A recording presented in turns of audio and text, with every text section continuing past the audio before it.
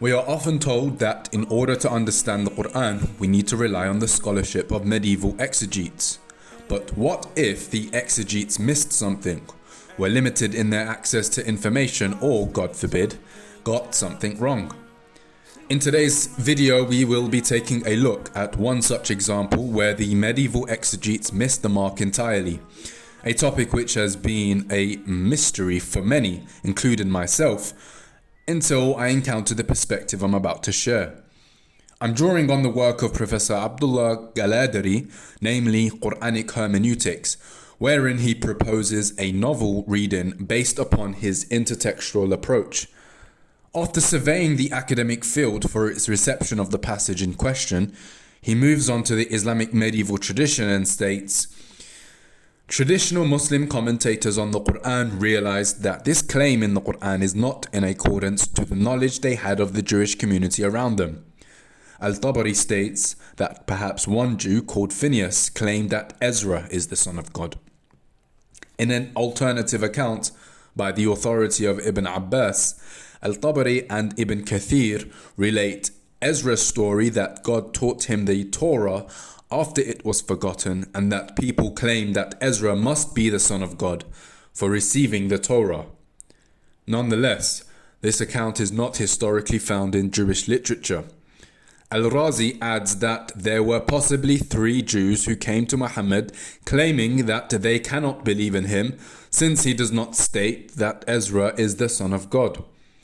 Alternatively, Al-Razi and Al-Tabrasi suggest that there might have been a Jewish sect that made such a claim, but that this sect is currently extinct.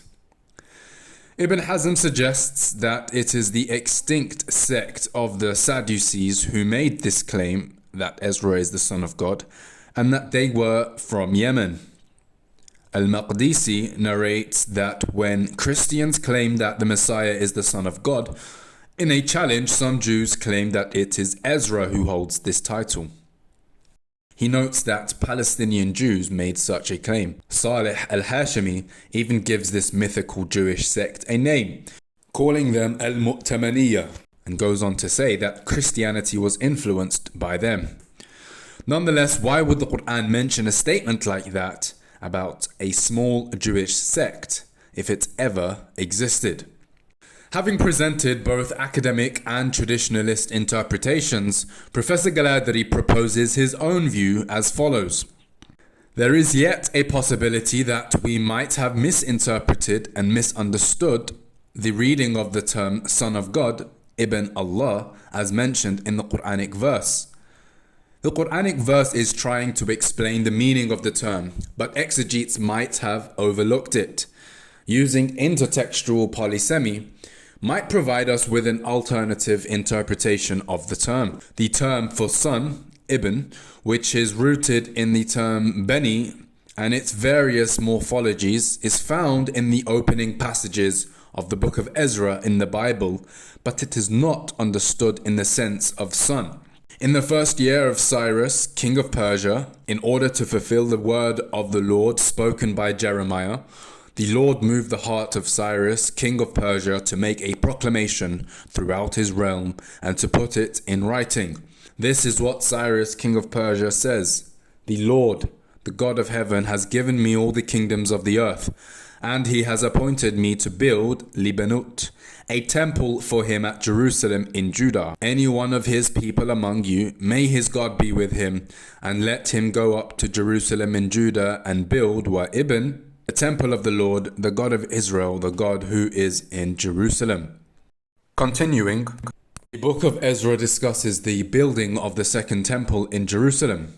The word for son is ibn, with its root word beni, which besides meaning son also means building, or the verb to build, and also means stone.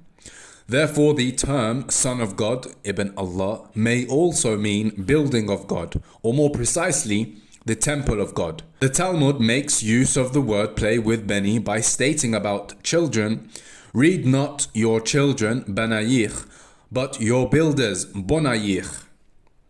Matthew 3:9 and Luke 3:8 state Jesus saying, God is able from these stones to raise up children for Abraham. Although the Peshitta uses the term kifa for stones and bra for children, it only makes us wonder if it were meant to also make a wordplay between stones, abanim, and children, banim.